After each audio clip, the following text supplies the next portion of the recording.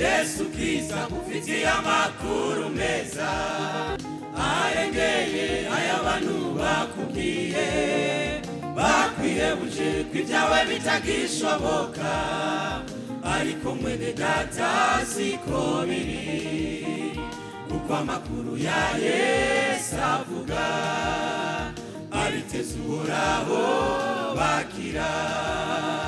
Yesu Kristo akufitiye amakuru meza arengeye ay'abantu bakubwiye bakwihebuje kw'ibyawe bitagishoboka ariko mwene data siko biri kuko amakuru ya Yesu avuga abiteze Uhoraho bakira.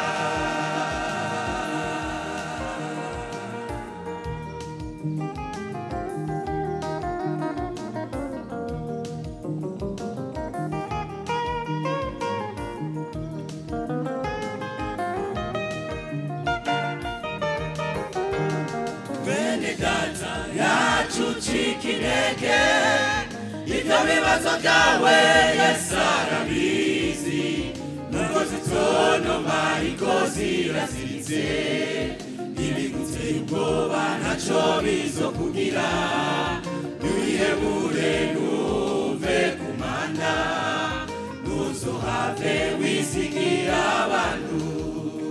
Mwene data yacucika intege ibyo bibazo byawe Yesu arabizi nubwo zitonoma ariko ziraziritse ntibiguteye ubwoba ntacyo bizokugira ntiwihebure ntuve ku Mana ntuzohave wizigira abantu. ntacurira ntacyo wiganyira ibyo bibazo byawe ubisanire Yesu agutabare.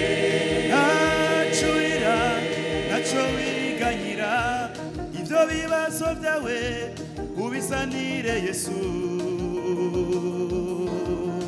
agutabare kuko atabara atarinze gutabaza kandi abamwisigiye ntibakogwa n'isoni kuko atabara atarinze gutabaza kandi abamwisigiye ntibakogwa n'isoni ariko abisigira abana b'abantu baravumwe ariko abisigira abana b'abantu baravumwe.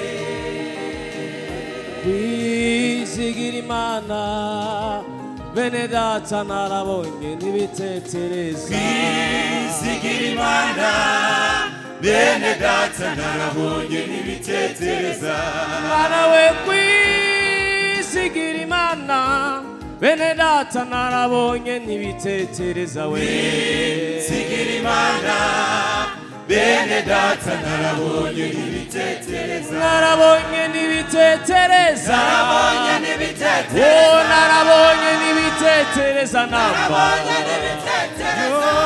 ntacurira ntacyo wiganyira ibyo bibazo byawe ubisanira umwami agutabare